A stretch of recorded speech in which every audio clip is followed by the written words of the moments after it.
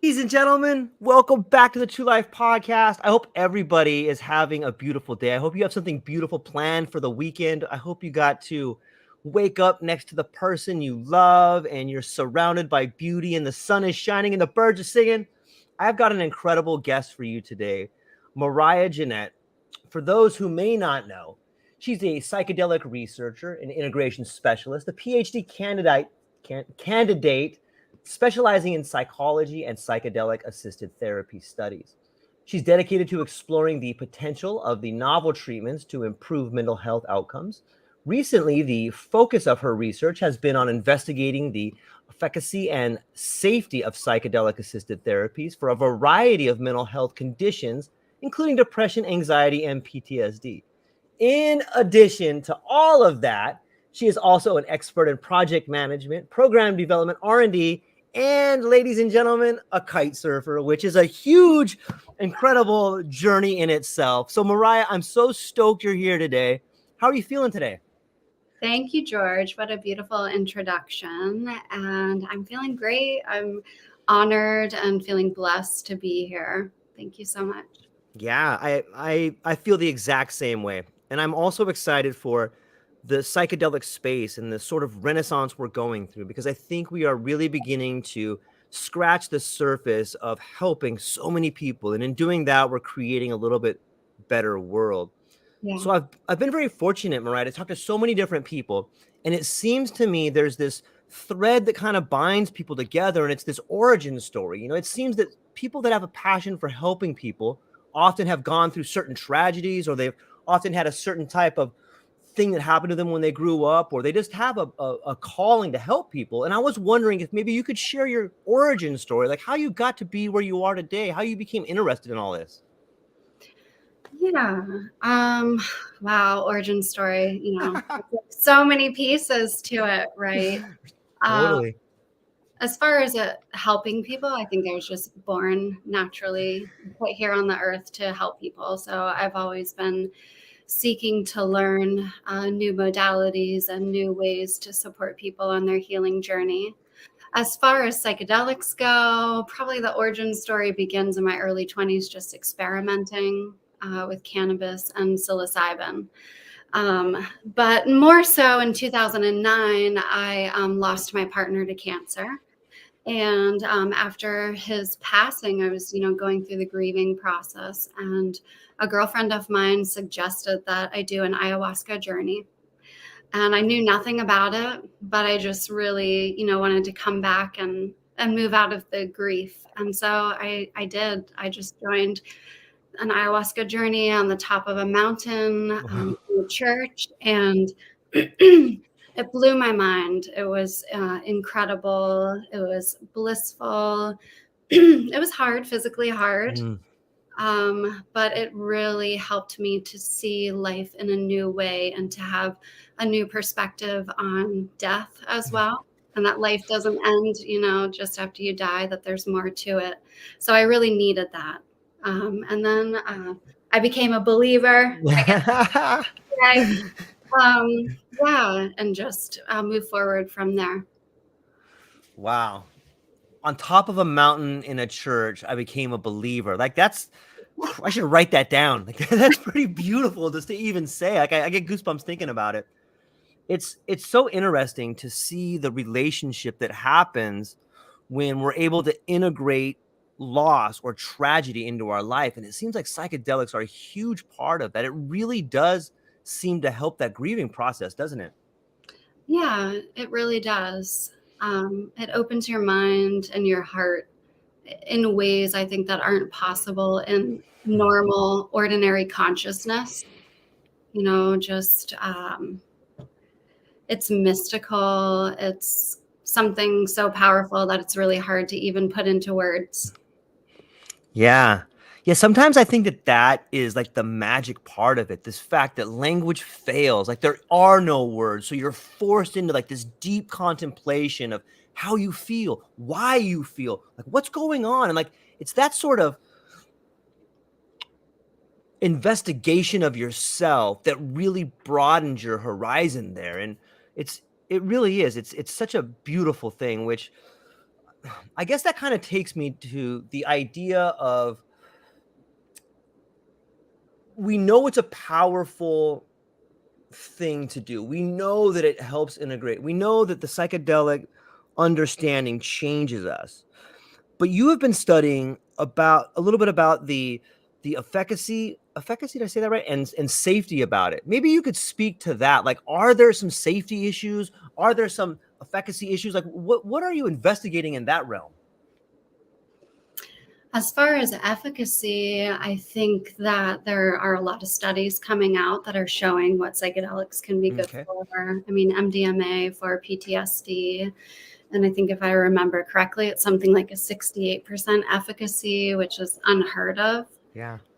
which is so incredible. And I do work for MAPS as an adherence rater. So I'm, truly blessed to be part of their psychedelic research team, which is incredible. And I get to watch videos of the sessions that are happening. So I'm really seeing like what's going on in the room, and it's really powerful stuff.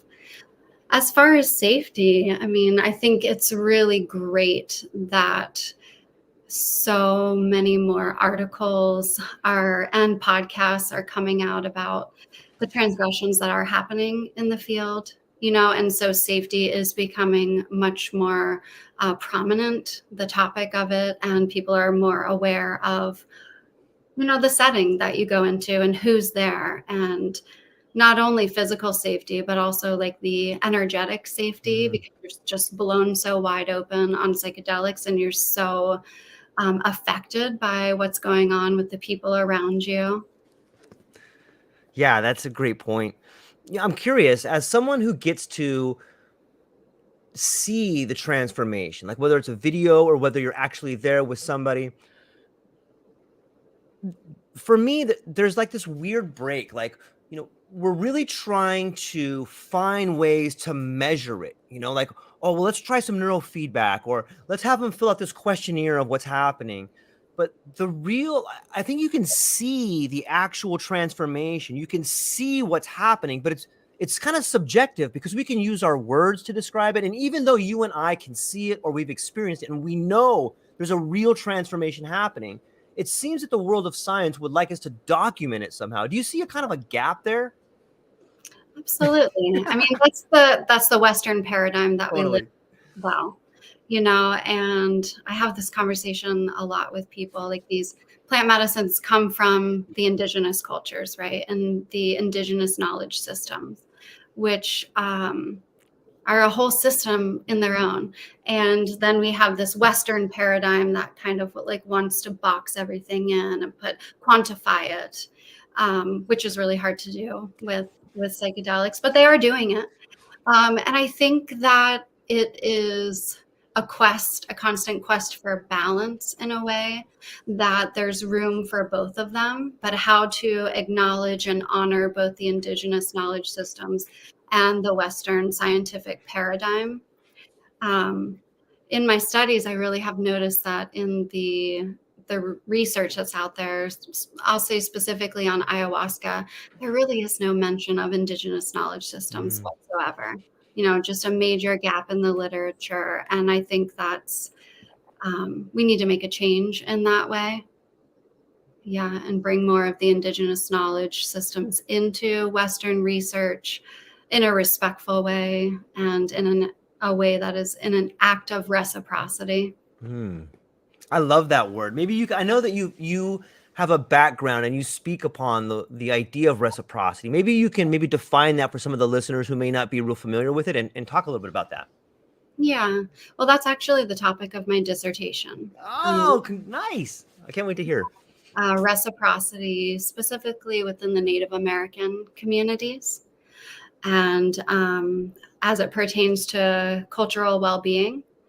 And with this research, my goal is to have to hear from Indigenous voices ways that we can offer appropriate reciprocity to Indigenous peoples. So I haven't completed my dissertation yet, and I don't really have the final answer. And really, the answers aren't going to come from me, right? Like, it's coming from the participants and highlighting their voices and letting them be heard. I love it. You know what else I love about this is we talk a lot about psychedelics or entheogens being able to help people through trauma. But I also see and I just thought of this as you were talking about your dissertation. What Mhm. role do you think that these particular medicines play in creativity and coming up with novel ideas? Because it sounds to me like your dissertation is a novel idea. It is this new field that you're exploring, this idea of reciprocity. And I've never really read any dissertations or any papers on this idea. So I'm wondering, do you think that there is a relationship between the creative aspect of what you're writing and the use of entheogens or psychedelics? Yeah, I do think so. I think so because it opens you up to new things that you hadn't ever thought about or experienced before. And and seeing the world in a different way, seeing how it works maybe in a more expansive and vast way. And I think that's probably why most people do psychedelics, is they feel so limited by their just everyday consciousness and they want more. They're seeking something more. Yeah. So I That guess is I would be yes, yeah. it's such a beautiful thing. I would add to that too. It seems that at least in my lifetime, and maybe this says a lot about me, but it seems that we have been filled with like so much filler. Like even in conversations that I know that I've had throughout my life, they seem so superficial. And when I Mhm. began really moving into the world of psychedelics, I feel as if the conversations I had became more meaningful. And I mean that in all aspects of the word. Sure. I wanted to know more about people. I wanted to investigate the language they were using and why they used that language and what it meant to them and what they dream about and what they feel about. And I'm wondering if do you see that same pattern? Maybe is that something in the Western society, or maybe it's something our world is moving to a more meaningful world, and do psychedelics play a part in that? I think for sure they play a part in expanding consciousness and the transformation of humanity, for sure. I think it's a very personal thing, whether you're called to it or not. And some people are and some aren't, and that's okay. I think there's multiple pathways for transformation and evolution within humanity. And so psychedelics will be for some people and not for others. But yeah, I think uh, I imagine life as every day we're learning new things and we're taking like little baby steps along our evolutionary journey, our transformative journey. But when you do something like psychedelics, you're taking a big leap forward in that transformation. So if people are just ready for that big jump, then psychedelics can be that for them. And I mean, not to exclude that people have really hard journeys on psychedelics, and people can be traumatized or re-traumatized by psychedelics. Yeah. And that brings back in the safety aspect and who you're with and getting integration support after especially a hard psychedelic journey. But I think it's helpful with every psychedelic journey. And I think with psychedelics, the focus right now is mostly on the journey itself because it's incredible and it's magical and everything else in between. But the integration aspect of it is where it's at, is like how to apply all these insights and these huge visions and ideas and slowly integrate that into your life. I think people can get lost. They have the separation between, yes, I had this incredible psychedelic journey. Let me tell you all about it. But then what does it mean in your everyday life? And so how to bridge those together. That is really well said. I'm curious how you see this being handled, and it's a question that I'm fascinated by, and I think a lot of people are, and it is this idea of integration. And sometimes for the person that's helping someone go through a journey, if someone goes through a journey and I'm a facilitator or I'm an integration coach or specialist, Mhm. you know, it's an incredible responsibility because in some ways I am responsible for helping that person make sense of what happened to them. And it's such a huge responsibility because in some ways you're helping that person reprogram their mind. I think of like an old school, operator switchboard where they're taking the things out and putting them over here and you're moving the connections around. And I think that can be an incredibly intoxicating feeling to do. Like, we love to help people, and all of a sudden you find yourself in this position where you can help someone. And and I think that it can be a slippery slope. Like, it can be intoxicating to do that. And if it does become intoxicating, like all intoxicants, you can do things in the wrong way with a good motive. Does that kind of make sense? And if it does, what do you think about that? Yeah, I think you're right on. And I think what comes to mind is really the importance of continuing to do your own personal work, your shadow work, Sure. constantly self-checking and being self-aware. Like, it's just a necessary component of this work. And the responsibility, I mean, yes, it is a big responsibility, but then at the same time, it's like you're just being there to for the clients to bounce ideas off of, to listen to them authentically, to give them ideas, on how to make these changes. But it's not it's their choice, inevitably, what they want to do with their life. So yeah, it's the both and. It's a responsibility, but then it's also like you do what you can for people, to support them in whatever way they need, and then you let it go and let them live their life in the way that they choose. So It's a great answer. And in some ways, the idea of the facilitator seems a lot like a psychedelic journey to me, because some journey, maybe people take a small dose and they go on a small journey, and some people take a bigger dose and they go on a big journey. And for the facilitator, I think you could argue that it's a broad word and it can mean a lot of things. If I look back onto some of my first forays into the world of psychedelics as a kid, going to like a laser Pink Floyd show and with a friend, and we towards the end of our experience, we would be sitting down in the living room thinking about things, and you just bouncing ideas off each other. And in a way, that's sort of an integration when the both of you are having it together. And it may not be an integration someone with PTSD would have, but it's certainly something a young person in their 20s might have, or something like that. So the role of the facilitator is it's a broad term. And the reason I am so excited for everything is because I do think that there's a lot of different people at different stages of their life that need a lot of different kinds of help. And so yeah. as many facilitators as we can have, it's probably for the best. Would you agree with that?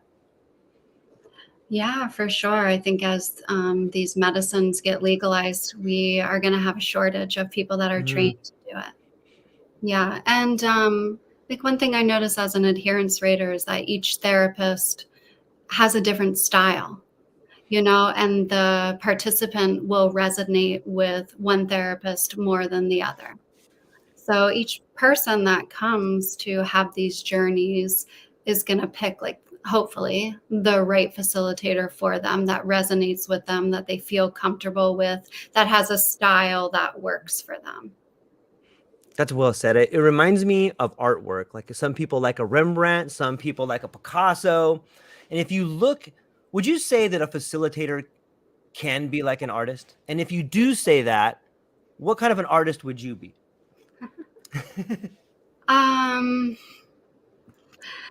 Yeah, I think so. I think, like, if you're creative and art-minded, for sure, that really you can view most things in life as art. Nice. But the feelings that arise, the intuitive hits, the sensations, the listening, the way that it all kind of merges and flows together. I can see that as far as colors and everything, in my mind's eye. For myself, what kind of artist would I be? Maybe an artist that can create an amalgamation from everything that comes up, like a beautiful amalgamation of art that is interpretive to the viewer. Like, every viewer will see it in a different way. I love it. It makes me want to.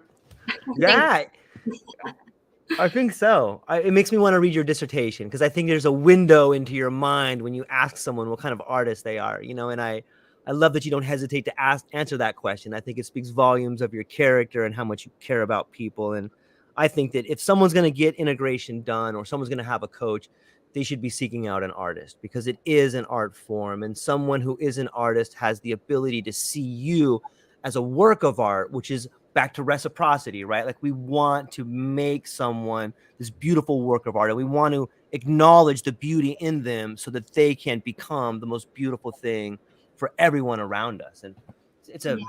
thanks for letting me ask that question. It's awesome. You know what? Yeah. I'm sorry. Before you go on to the Yeah. next question, to add to that is, I think the biggest thing is that I hope that people see themselves as art and can see the beauty of themselves and love themselves for what they see within. And then I wanted to ask you what type Yeah. of artist you would be. Whoa, I'll ask the questions here. I'm just kidding. I'm just kidding. You know, I think that I would be somewhat of I would call myself a singer-songwriter.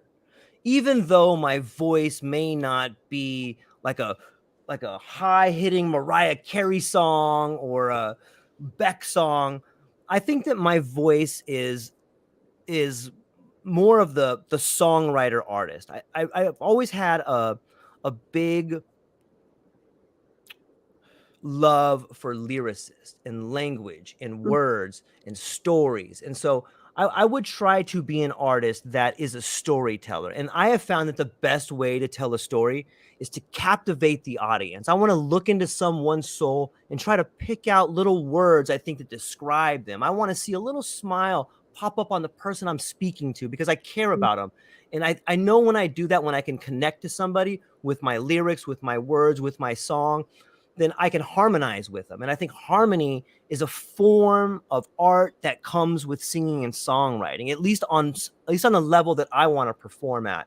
And I feel that I'm really at one with myself and people and the audience. And I feel like it's like a not a kind of a rite of passage, but more like a gosh, I can't think of the word now, but like a giant performance that we're all playing a role in. And when you can understand your role and see yourself in that role, I would maybe a performance artist. How about that? That sounds a little bit better. And you're right, it is a difficult question now that I try to answer it for myself. You did very well. Yeah. Well, thank you for that. And thank you for letting me explore my idea of what an artist would be. It's pretty fun to think about. Yeah, it is. It really is. Why don't we teach kids that in school? Like we should ask kids, what kind of artist are you? And maybe in some ways, education is changing because of this new trauma that we're unfolding. But what do you think about teaching kids in school to learn about what kind of artists they are? I think it should be an essential part of school. Yeah, and something that continues to be instilled in them all throughout, starting in um, preschool all the way through high school. I think people get lost when they lose that creative side of themselves and they lose that artist within, and they just become so intellectual. You're really like cutting off a piece of who you are. Because if you look at children, I'm a mother of three, I have three daughters, and they all have their own style of art that just naturally comes to them. Nobody taught them. So I imagine if like we all are just invited to continue to delve into that inner artist and not have it picked apart of like, oh, well, this person, that's a good drawing of a dog, but that one I can't really tell that it's a dog. Like let's not pick it apart. Let's just like allow it to be and allow the person to express themselves in the way that they see. I think that would be part of the healing of humanity, because we're all such unique individuals. Yeah, I love it. I wish we would get back to this archaic revival of instead of trying to put kids in a box or even adults in a box and say, okay, you can be a fireman, you could be a lawyer, you can be a doctor. Here's all these pre-made, prefabricated ideas that we've made for you, and you can just fit right into that box. Instead, I would like to go back to the old way of, leaders and mentors gathering around a child and trying to figure out who is this young wizard or who is this young priestess that comes to me today and what are their gifts? Let's try to figure out what is so unique and beautiful about them. And then that gives the child the ability to be a unique gift to the world and understand that they have a set of ideas and talents and beauty that is unique to them, and then they can begin to refine those and have their own path. And I know that that's probably a huge ask for society, but I think it's happening. And I think it's happening in conjunction with all the healing that's happening. As we are beginning to heal so many people that have had traumas throughout their life, so too is our world of medicine changing. So too is our world of education changing. And if you just take a step back, you can see them all changing together. And sometimes I think we forget to see that monumentous wave of change that is coming and making the world a little bit better. Do you think everything is kind of changing at the same time in this sort of psychedelic renaissance that we're in? Yeah, well, I think change is the only constant in life. Like, That's so well said. and yeah, I think with change, chaos happens and a lot of fear. Mm, And so I think sometimes because chaos and fear are so loud, that's what people are seeing because it's like kind of on the forefront. But if you're willing to take more of like a bird's eye view, like if you can rise above and see it from the whole picture of like what's happening, um, then you begin to see like the puzzle pieces begin to like fit together, and you can see how things are changing for the better, even though it's scary because you're moving away from what has been known, but then coming back to your breath and remembering to breathe and to trust life. it's interesting that you bring up breath. I have a really good friend of mine he is part Cherokee Indian, and we always have these amazing discussions. And we were having a discussion yesterday about breath. And he goes, George, I was thinking to myself, like, breath is like the one thing that unites all of us. And I never heard this before. And I'm like, what do you mean? He goes, well, think about it. When you're brought into this world, the very first thing that happens is like the doctor will spank you, and then you take this breath. And all of a sudden you breathe in life. Like you breathe in everyone around you. You breathe in the earth. It's your first breath. And that same breath has been breathed by everybody on the planet. The same air is what unites us. And he goes, and then on your deathbed, you take your last breath. You breathe out for the last time, and you release the life back into the world. And it's so fractal, because if you think about someone's lifetime, their first breath when they're born, their last breath when they die. You think about the last breath before you go to sleep, the first breath in the morning. It's just in every second you're living and dying with your breath. And it is this thing that connects us. When you're in a circle of people and you're talking, you're breathing, you're sharing breath. And I just thought, like, first off, what a profound statement, and what an incredible statement that comes from a person who is closer to the earth. Like he's part Cherokee. And I can't help but think all these conversations I have with him are wisdom that somehow he has been a part of, he's been introduced to, and he just seems so much closer to the earth. And it seems to me that the indigenous wisdom is something that we are lacking in life, especially, people like me from Caucasian acres over here. I feel that, but we're rejoining that. What do you, since you are studying and writing a dissertation on reciprocity having to do with indigenous wisdom, what do you think is unique about indigenous wisdom? The most prominent thing that comes to mind would be that they honor the Mother Earth, that they consider our Earth to be a living, breathing being, and that everything, all life on Earth is interconnected. Yeah. And in our westernized paradigm, we've really lost that. In our government, it seems that they just consider themselves, superior to the earth. And so they ravage and pillage the earth and take all that they can, and without giving back, and it just is creating a perpetual cycle of unhealthiness on the earth, which then again, if we're all connected, it comes back to within us.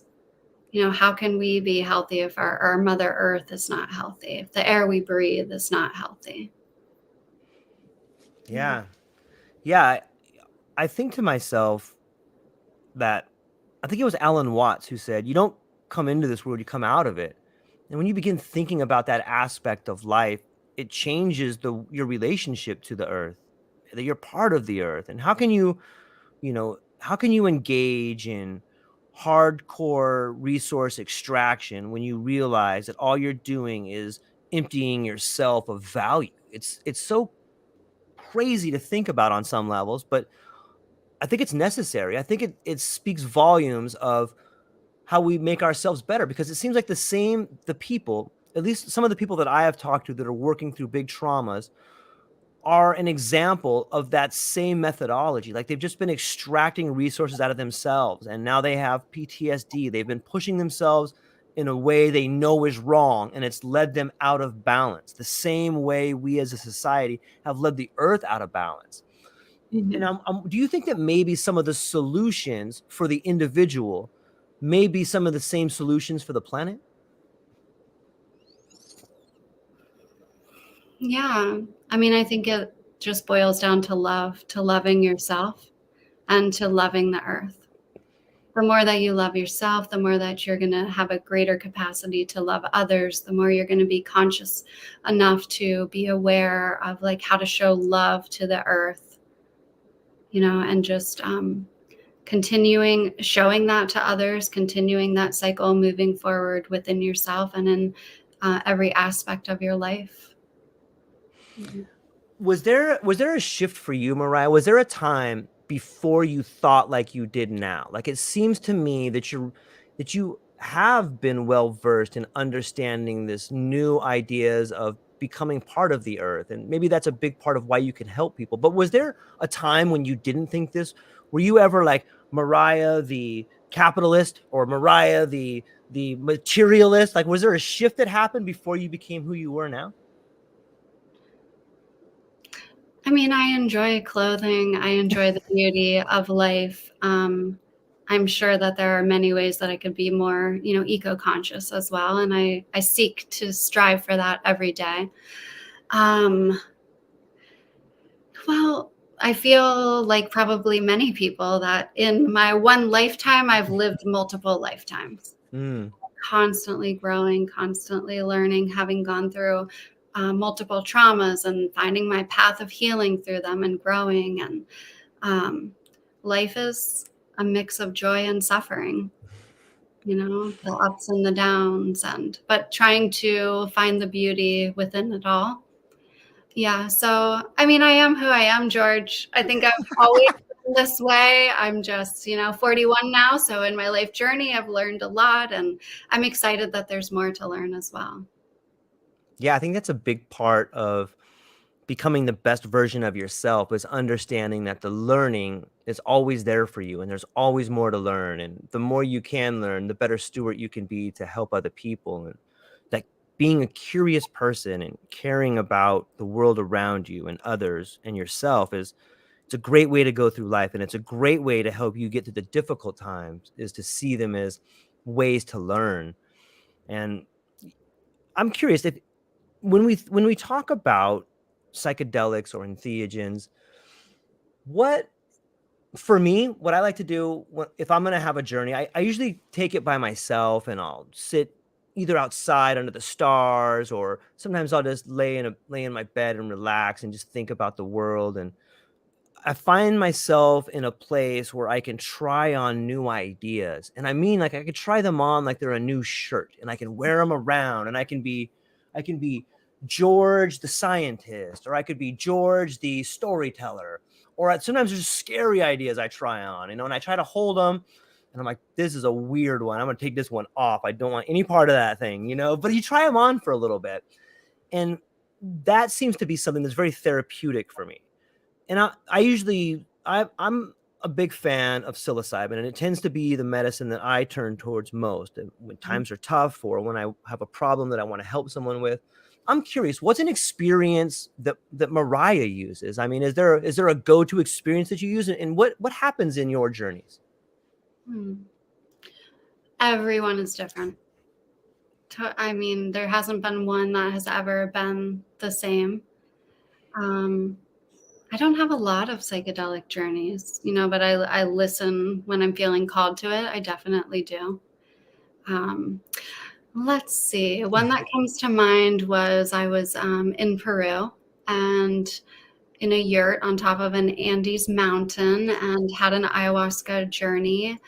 and I purged, and I could see that there were these blob-like beings in the that I purged out.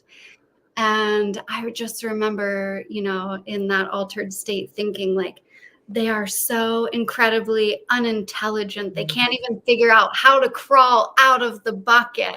They're just sitting there like trying to get out, but they're they can't find their way. And in the next day or two of integration, I was like, what does this mean that I, purged these kind of really stupid beings or entities out of my body? And I realized that it was a belief system that I had carried about myself because I struggled in mathematics in primary school. And so I just kind of like had this belief system that I wasn't smart enough. And so when I purged out these beings, it was like no longer in my body. I didn't have to carry it around. So yeah, each experience has been, really like profound and taught me in different ways. And that was the first one that came to mind. But I enjoy ayahuasca, although it is physically exhausting. Psilocybin has been a friend of mine for sure. I tend to stick with plant medicines that come from the earth. Yeah. Very nice. I'm always fascinated to think about the world of symbology. It seems to me to be its own language, and sometimes it seems to be more not only intuitive but more comprehensive than words. And I find myself on different journeys, or even after a journey, using symbols to identify different meanings. The same way you saw like these blobs, and then all of a sudden after integration you realize that maybe that's a symbol of a belief system. And I'm wondering, have you noticed people using symbology or symbols when they're in the integration process? Yeah. Well, I do think that those blobs were a symbol, but I do Yeah. also think that they had energetic properties, Mm, and that like somatically I needed to release that from my yeah. physical being. So I think of it more than just a Okay. symbology. But I do think that symbology is very like powerful and has strong meaning. And that if somebody is having a psychedelic journey and like a symbol pops up in their mind's eye, to write it out, to draw it, or just to recall it, and then maybe afterwards they're looking it up, and maybe it's a Celtic symbol that they had never seen before, and they find out the meaning of it, and it has some type of profound meaning. So yeah, symbology I think can be really powerful for people. It's so interesting you say that. I often when I love to read, and I find myself looking back at just different books about. There's a great one by Jeremy Narby called The Cosmic Serpent, Mhm. and it's there's just so many ideas that come to you.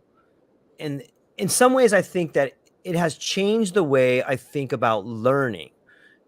On a psychedelic journey, or maybe it's breath work, or maybe you're meditating, but any of these heightened states of consciousness, it seems like information is revealed to you. Mm. It's like, hey, here's this symbol, or hey, here's a thought, and I think it fundamentally changes the way we look at learning, because for so long we have thought that you go to school and you learn from someone else's experience, someone else's stories. But on a journey, be it a real trip, a psychedelic trip, information and learning is revealed to you the same way to the answers to your problems are revealed to you if you're willing to do the work. What do you think about education and answers being revealed to you if you're willing to study or willing to do the work? Well, I think about your inner healing intelligence. And Oh, nice. um, I think we carry all the answers within us that we know. I think we get lost. We get lost in our monkey mind that is constantly coming up with endless ideas and possibilities and reasons for things. But when you can find a way to quiet that mind, to tap into your own inner healing intelligence, that the answer is there. That outside sources, of course, are helpful in um, us finding our answers, but really it lies within. Yeah. And yeah, it can be through a psychedelic journey or breath work or meditation or exercise, just being Hmm. out in nature. There's multiple ways to connect with your own inner healing intelligence. It's beautiful. What do you think of when I say psychedelics in relationships? What type of relationships? I would Relationship say with self or outside of self? that's a great question. Thanks for reflecting that back at me. I would say relationships like marriage relationships or romantic relationships or friendship relationships. Like people, let's just go with like people that are married and maybe they're having a problem. Maybe one of them got fired, or maybe one of them has some trauma they're dealing with and they've kind of been bottling it up for a while. Do you think that psychedelics can play a role in unbottling problems in a relationship like that, like a marriage or something like that? Absolutely. I think that if one person does psychedelics and the other one doesn't, there could cause let me try to say it the right way. Could cause an imbalance there because one person is like really changing a lot and having a lot of self-realization, and the other person is kind of staying like where they're at if they're not doing their own work.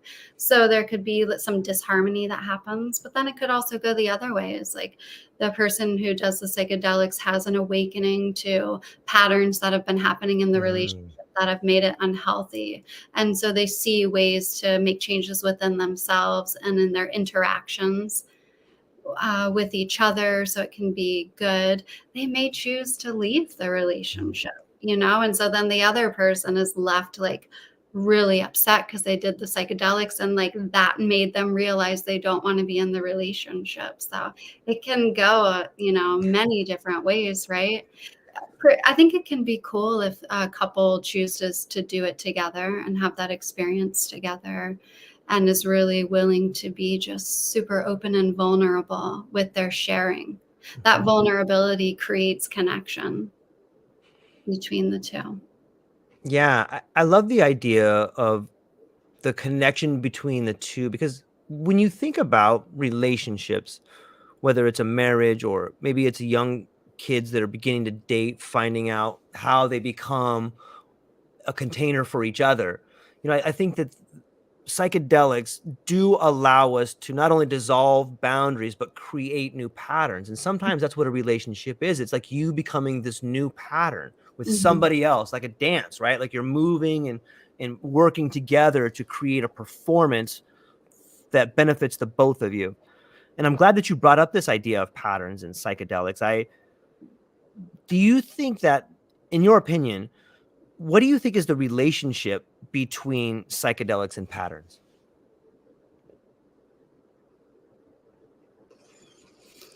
Well, I think that, the research shows that psychedelics help to rewire the brain, Right. neuroplasticity to create new pathways, neurogenesis to create new neurons. And so psychedelics can help to rewrite patterns or help people to let go of old patterns. Absolutely.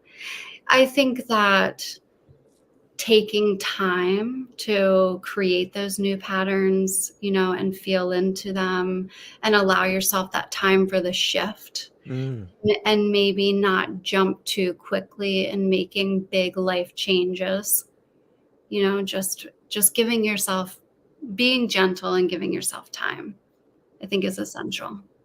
Yeah. Yeah, it's easy to have that. Well, it's not easy, but sometimes after, integration or a big journey, we have these giant momentous ideas of what we can do to change our life. And you want to jump right into that. Mm-hmm. But usually it's best to wait a few days before making giant decisions after a big journey like that. You know, I if I if I think about it for a minute and I think about patterns, it seems to me that sometimes on psychedelic journeys, you're given this rare insight to see yourself from like a third person point of view, like an objective point of view, right? Have you noticed that? Absolutely. Yeah. I mean, it does What, happen. yeah. So my question to back that up would be, I feel like it gives you a really incredible insight, and that's what helps change patterns. And I'll give you an example. We all know people who are in a relationship that doesn't work, and you and I as an outsider can see it, like, oh, this person is a taker and this other person is just giving everything. It's not going to work. You can already see it kind of failing. But the person that's in that relationship, they can't see it because they're right in the middle of it. And I think that psychedelics allows the individual to see that relationship in yourself. Like, you're given this look from the mountaintop. You're given this look from a third person point of view, from outside yourself. That's almost beyond time. And that particular state of consciousness, while it can be overwhelming, the more you get into that state and the more you realize, oh, I'm getting to look at myself in a way I've never seen before. That's a really strange position to be in. And I'm wondering how you deal with that particular situation. I know you've been there before, but more than that, how would you help someone else understand that position? Yeah, I think of it as an awakening to the self and a deeper understanding of the self. And, in that particular instance that you gave, as far as the giver and the taker, Mm, having that realization, if you're the taker, the realization is you don't want to be the taker anymore, that you want it to be more balanced. But then, like, how to do that. And I think that's where the integration comes into play. And right now, with the studies that are going, most of it are 3 preparation sessions. Then you have the mm, experiential journey, and then you have 3 integration sessions. But in my work as an integration coach, like, 3 sessions usually is not enough. Right? Integration lasts for weeks, it lasts for months, it can last for, over a year. So, just understanding that you may have this realization and you may want to make these changes, but it is going to take active effort when you come mhm. back to your normal everyday life, and staying focused on those changes that you want to make. And that it's going to take time. Yeah. So I think that my hope is, as things become more legalized, is that it's a good starting point to have this protocol of the 3 preparation, Mm. then the experiential, and 3 integration. But I think the integration aspect of it needs to continue. That's kind of a really short time frame. Yeah, that makes a lot of sense. It seems that the integration is just the beginning of a lifelong journey, right? Like, you should continue to always Mhm. grow and learn. And, it brings me to this idea of, and I know that this, at least in the Western world, this model with decriminalization and this model that's beginning to unfold in front of us is somewhat new. But it almost seems like there's becoming an industry standard where someone will go to a retreat, they'll have maybe one small ceremony and then a large ceremony and then integration, and then they'll be allowed to move back into their life. And while it seems like it's a great model, and I'm sure that different models call to different people, do you think that that model will continue to broaden out and become more customizable? Do you see in the future a potential model where somebody with this particular type of ailment should get integration 2 months after the ceremony? Like, I guess what I'm trying to say is, it seems that while it's all good, maybe the integration for some people shouldn't come right after the journey. Maybe it should come a month after the journey. Maybe they should have time to process it before themselves, before they sit down with someone and have their sort of journey prodded or taught about. Like, do you think that there can be different models and there should be different models? I think that there's going to be different models as Right. things get legalized, Right. because each practitioner is going to have their way of doing it, the way that they see fit. But that particular instance, waiting a month, well, I think there could be some positives and some negatives to that. People forget, you know, Mm, in the spans of a month, a lot happens in life. yeah. You move far away from that experience, from it being on the forefront of your thoughts, and, remembering as many details. So maybe somebody does integration like right away, just to establish a relationship with their integration specialist, and then take a break, take a month, see what happens, and then come back to it. Like, I know I've worked with people Let me take a sip of water here. Yeah, of course. I'm going to take some too. Thank you. I worked with people and I've talked with them the day after their journey. And then we've spoken again like 2 months later, and things are happening in their life. And I remember, some of the details that they shared about their journey, and I can bring it back full circle. Like I can relate them.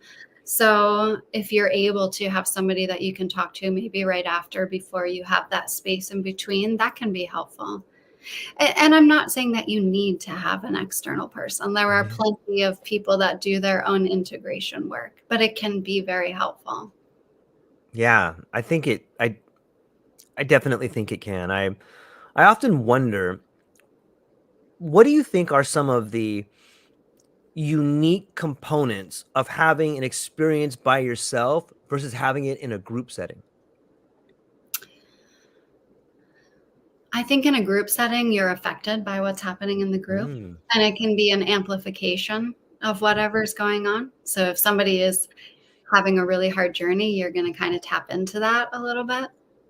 And on your own, you're really in yourself on your own. Or how about you have a sitter with you, just somebody holding space for you, so you have that safety net there if you need to talk to somebody, if something, a recollection from childhood that's traumatic that you forgot surfaces. I mean, it can be nice to have just somebody there holding space for you wherever you are. But if you're thinking about like cost effectiveness, I mean, in the future, as these things get legalized, it is going to be more cost effective to work in a group. And there is also the aspect of building community together when you do it in a group, and that the sense of separation that we have in our culture, has really affected people. So the building up of community and having a support group is something that we need for sure. Yeah, I think it harkens back to this idea of ceremony. When you get married, you have a ceremony. When you have a quinceañera, you have a ceremony. When you have a bar mitzvah, there's a ceremony. But as adults, we lose these rites of passage. There is no ceremony. And it seems to me that some of these traditions, or some of, taking medicine in a group setting, be it at a retreat or at a friend's house or wherever the ceremony is a return to ceremony. And it kind of seems like a return to our roots in a way. Would you agree with that? Yeah, for sure. I mean, we all have ancestors from hundreds of years ago that, were indigenous and did have the ceremonies, and we definitely have lost that in our culture.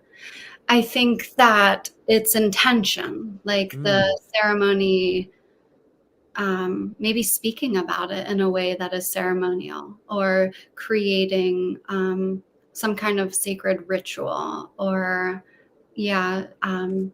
just making that part of an awareness. I don't know if it is, if it's ceremonial, if you're just doing it recreational, where everyone's just partying and taking whatever, drugs that they want. I don't know if I would call that ceremonial. It is community. It's community gathering, but there's a difference. Yeah, there is. I'm a big fan of Mircea Eliade, and he writes a lot. He writes a lot about the sacred and the profane and spirituality, and he has a really elegant way of breaking down very difficult concepts. And one of those difficult concepts is time. And I know that time plays a role in a psychedelic journey. There's like a time dilation, and sometimes you could live a whole lifetime in a psychedelic journey. You could live multiple lifetimes in a psychedelic journey. And you could see yourself as a child, or see yourself as an older person, or see yourself living a life where you made a different decision.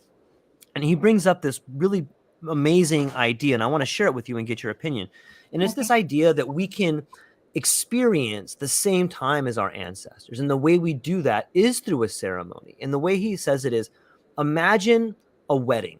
Like at a wedding, you are being betrothed to your partner in the eyes of everyone around you, and a potential holy being. That time is the same time someone in your family got married. It's the same time other people in the world, like we all shared that time. And in a weird way, that's like a sacred time where everybody gets to experience that moment. We're all sharing the same moment, albeit at a different time. And then he speaks about profane time, where maybe you're getting up and you're doing something that's kind of monotonous, and not profane as a pejorative, as like it's a horrible thing, but profane in that it's not sacred. And so I'm wondering, when you think about sacred time, or when you think about time in the context of a psychedelic journey, what does that mean to you? What do you think about time in psychedelics, and being a sacred time? Hmm. Well, as you were speaking, we are taught that time is linear, right? Mhm. But my understanding is that time is actually spiral, where things are happening like simultaneously. And it's a really big concept to Yeah. grasp, and it's very far from, what we are taught. But as far as it being sacred, I really think the way that you look at life is either in a sacred manner or it's not. You can make anything that happens in life sacred, as long as that's, the awareness that you're choosing. But time during a psychedelic journey, it's all over the place, right? You can connect with a past life, or what you think is a past life, connect with your ancestors, connect with the angelic realms, connect with Mm. what's happening in the present moment or happening in your childhood, but it's all happening simultaneously. Yeah, so I don't know if I have a set answer to what you asked. Yeah, but time is definitely not linear on psychedelics. It's so true. I love what you said about you can make any time sacred time. It seems like if you inject the right purpose, or you inject the right energy into the moments that you have, that you make it sacred time. Can you give me an example of how you make time sacred time? Hmm. I think being in the moment, and finding gratitude for the moment, whether it's a difficult moment, or a really wonderful, blissful moment, is just finding the gratitude in Mm. the moment, because that's really all that we have is right here in this moment. Yeah, that's well said. I once heard that depression is being trapped in the past, and anxiety is being trapped in the future. And Yeah. so if you can figure out how to be thankful in the moment, it'll really ground you, and it'll keep those two things at bay and allow you to live your best life. It's interesting to think about. Mhm. When I heard another good quote that was along the lines of, if you want to create a better world for yourself, you must learn to love your suffering. And it seems like a pretty crazy thing to say, but what do you think about people falling in love with their own suffering? Hmm. I would say personally, I don't know if I would fall in love with it. But I can share a personal story. Sure, please. A past partner of mine was physically and emotionally abusive with me. Mm. And when I was finally able to get out of that relationship, like I felt like my soul was dead. Like I didn't know who I was, and I was just very lost. And it was, a 2-year long journey to get back to myself on this healing journey. And I was mad. I was mad at the creator. I was mad at, the universe, God, whatever you call the divine. Why did this happen to me? Like I'm a good person, and the only thing that made it um that I could understand it was that I have a greater capacity now to understand other people that have gone Mm. through that experience. And so I wouldn't say I'm in love with the suffering I went through. No, it was horrible. But I can see the reason why, and I can see how it has made me a more whole person, a more expanded person, a person who understands other people. So there was like a greater reason for it. Hmm. Yeah. So, yeah, but I just don't know if I can grasp that in love with the suffering. Not yet, but maybe I'll get there. Mm. Yeah. It's a tough, first off, thanks for sharing that. I'm sorry that happened.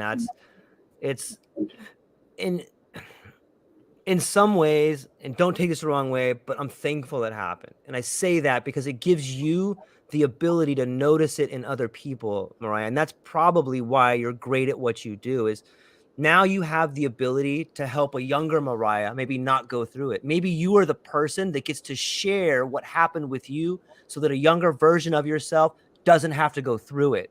And I think that, and I feel like I am thankful for that. Like I hate that happened to you, but I love the fact that you can stop it from happening from someone else. I think Yeah. that's incredibly powerful and beautiful. And I also think that anybody that finds themselves in a tragedy, I would invite you to try and see it that way, because it alleviates the why me question. And Mhm. everybody who goes through a damn personal catastrophe like that, you find yourself in this why me? Mhm. Why? Yeah. And that answer is because you're strong enough, because I believe in you, because I Mhm. need you to go help other people. And Yeah. if you can get there, I think that you can really become a pioneer or a missionary for inner peace in the wellness of others. And this is what I mean when we started the interview. I had said, it seems to me that people that are called to this space have often gone through tragedies, and it's almost tragedies like a school. Like you go there and hopefully you graduate. And once you graduate, your objective is to get back out in the world and start teaching people. And I think you're doing that, Myrriah. I'm really thankful that you're here and that you're helping people. And Thank I'm really you. thankful for that. Thank you. Yeah. I mean, if you think about it, you yourself and the listeners out there, if you think about the things that have taught you the most in life, it's going to be the suffering. It's going to Mm, be the hard stuff that you went yeah. through, that you learned the biggest lessons. And so obviously when you're in that suffering and in that pain, you're not going to be able to see it right away that way. But as you move along the healing journey, my hope is that you're able to see it in a way, to find the lessons that were learned and use it as a way and a tool to help and support others. That's really well said. What A lot of the times in this space, when you listen to some podcast or you go to some lectures or you read some books, you often hear this term surrender. What does surrender mean to you? I think surrender is not having to control everything, because there are things in life we can control, but most of it we can't. And so we are here having this human journey, and a lot of times we just need to surrender to what's happening around us, to free ourselves up to have the full experience of life. The more you try to control it, you're confining yourself. Mhm. Yeah, so when you're surrendering, you're just open to all the possibilities, to all the feels, to everything life has to offer. That's really well said. You know, I often think of control as an illusion, and I think of control as like squeezing a balloon. Like I'm going to squeeze the air out of there, and then all these pieces just pop out everywhere. Yeah, I'm going to get this one, and then that one pops out. And Mhm. when you try to control something, you fundamentally change its form. And in doing so, you change the meaning of the relationship that you have to it. And when I think of surrender, it's interesting for me. My journey with surrender was like, I thought it was weak. I'm like, surrender sounds like something a losing army would do. Like, why would you ever want to surrender? That's ridiculous. But you come to a point in your life, at least for me, where I began to see it as it's not something that's weak. It's just an acknowledgement that you can't control the situations. And if you let it go, all of a sudden you are embraced by this freedom to change. You have this freedom now to not carry the weight of the world on your shoulders. And it can be. And I think for a lot of people, that surrender can be a word that has a negative connotation to it. But I would like to invite all those people to try and reimagine, redefine what surrender is, and just sit with it for a little while. And I think it's something primarily in the Western world that people struggle with. For sure. And surrender isn't being weak and just giving in. Yeah. I think when people hear surrender, that's what they think is like, just giving up their fight and just, laying down to it. But it's you still can have strength in your surrender. You still can, have your boundaries. You still can have your own inner wisdom. There's still choices to be made in that surrender. But there's an understanding there that that you just can't control, and that you're creating more pain within yourself to try to control everything in your life. Yeah, because it's just not possible. It's not going to happen. Yeah, it's a great point. Myrriah, when I talking to you, it seems that your journey is ever unfolding. Like, you know, you're a mother of 3. You've taken on this new sort of profession. You're getting your PhD. It seems like you're constantly reinventing yourself. What is the catalyst for that? Like, if you wanted to inspire other people, obviously you're doing that through your actions, but what is the thought process like for you to continually reinvent yourself? Hmm. I don't know if it's a thought process as much as it is a way of being. You Mm. know, I'm just a curious person, and always seeking to learn more, especially like healing modalities. And I really think of everything that I learn as like my mental kind of like medical bag that I carry around with me. I've studied acupuncture and like Reiki and energy medicine, psychedelics, and it's like each person that I'm blessed to work with, I can pull from that, you know, what's stored up here and work with them and what they need, because everybody is different. Everybody needs something different. So um, the more that I learn, the more I feel like I can help others. And it's an adventure, and learning, you know, life is an adventure. So I don't plan to ever stop. That's so awesome. Yeah. Do you feel that for the people, when they come into your life and you get to help them, do you ever feel like you're the student and the people that come to you are the teacher? Always, always. You know, there's like no hierarchy to it. Right. We're both learning from each other. We're all learning from each other. It's not always one-on-one. Sometimes it's groups. Yeah. And we need that. That's also why we're here, to help one another, to learn from one another. I love it. I think it's such a profound way, and it makes me happy and makes me excited to see the future when we begin to see everyone as a teacher instead of these confined ideas of manager, leader, worker. You know, there's just so many limiting beliefs that have been bestowed upon us for so long, and it's conditioned us to think in this narrow linear space when in fact the world around us is just begging for creation, just begging for creators, begging you to become the best version of yourself, inviting you to teach everyone around you what you know. And it's such an exciting time. I'm really thankful. And I got to tell you, as we're coming up here on a little over an hour, I have an absolute blast learning from you. I love what you're doing. I love the way you carry yourself. I love the energy you have. And I want I want to just give you a little bit of time to, if there's anything else that you want to share with people. And on top of that, I would love for you to explain where people can find you, what you have coming up, and what you're excited about. Thanks, George. This was really an enjoyable podcast. I had so much fun talking with you. You come up with really great questions, really made me dig deep on all of Good. it, and I appreciate it. Yeah, if people want to find me, my website is myrriahjannette.com. They can connect with me through there, send me a message to my email. What's coming up for me? Well, you know, I'm just doing integration coaching. So if anyone is looking for an integration coach, I would love to work with them, and head into psychedelic science here in June. So really excited to connect with everyone out there. And if anyone has heard about my dissertation and they know somebody, or they themselves are interested in being interviewed and part of that, you know, I would really appreciate that. Fantastic. So to everybody out there, go into the show notes, check out Myrriah. If you can have some wisdom to help her with her dissertation, or if you want to be interviewed, or you have some particular knowledge that you think would be useful, I'm sure she would love to hear from you. I'm super excited to see it unfold. I'm super excited to see what you have coming up, and I'm really thankful for your time today. And hang on one second. I want to talk to you for just briefly after this, but to the rest of the listening audience, I really hope you enjoyed our conversation. I hope you have a beautiful weekend.